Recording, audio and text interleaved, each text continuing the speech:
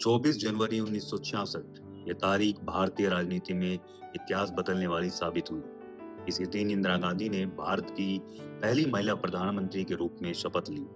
लेकिन यह सफर आसान नहीं था। तो आइए जानते हैं कैसे इंदिरा गांधी ने प्रधानमंत्री बनने का यह मुकाम हासिल किया।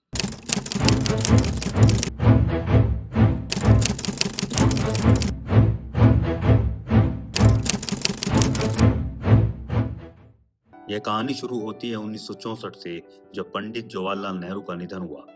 नेहरू के बाद लाल बहादुर शास्त्री को प्रधानमंत्री बनाया गया। उनके सादगीपूर्ण नेतृत्व ने देश को दिशा दी।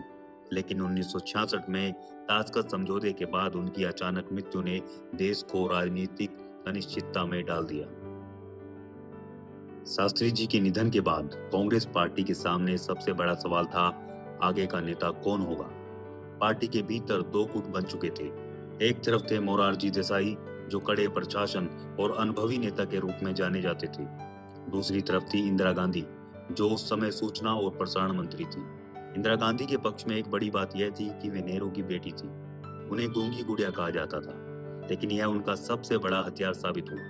कांग्रेस के वरिष्ठ नेता कामराज और उनके समर्थकों ने सोचा कि इंदिरा गांधी एक कमजोर नेता होंगी, जिन्हें आसानी से कंट्रोल किया जा सकता है। प्रधानमंत्री पद के लिए कांग्रेस ने एक आंतरिक चुनाव कराया। इसमें कांग्रेस सांसदों को अपना वोट देना था। इस चुनाव में मोरारजी देसाई और इंदिरा गांधी के बीच कड़ी टक्कर हुई। 24 जनवरी 1966 को मतगणना हुई और नतीजे चौंकाने वाले थे।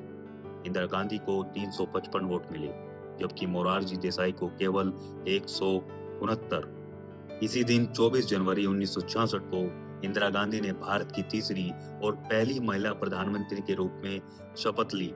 हालांकि पार्टी के कई वरिष्ठ नेताओं ने उन्हें कमजोर नेता मानकर चुना था, लेकिन जल्द ही इंदिरा गांधी ने अपनी ताकत और नेतृत्व क्षमता का परिचय दिया।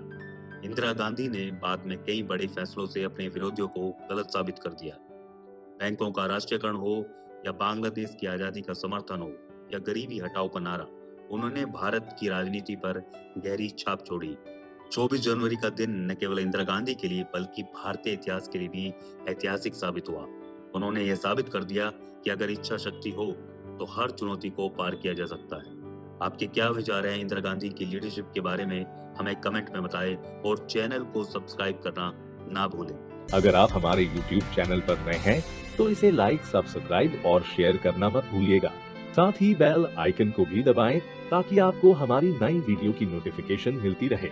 अगर आप ये वीडियो Facebook पर देख रहे हैं तो लाइक जरूर करें और ज्यादा से ज्यादा संख्या में शेयर करें।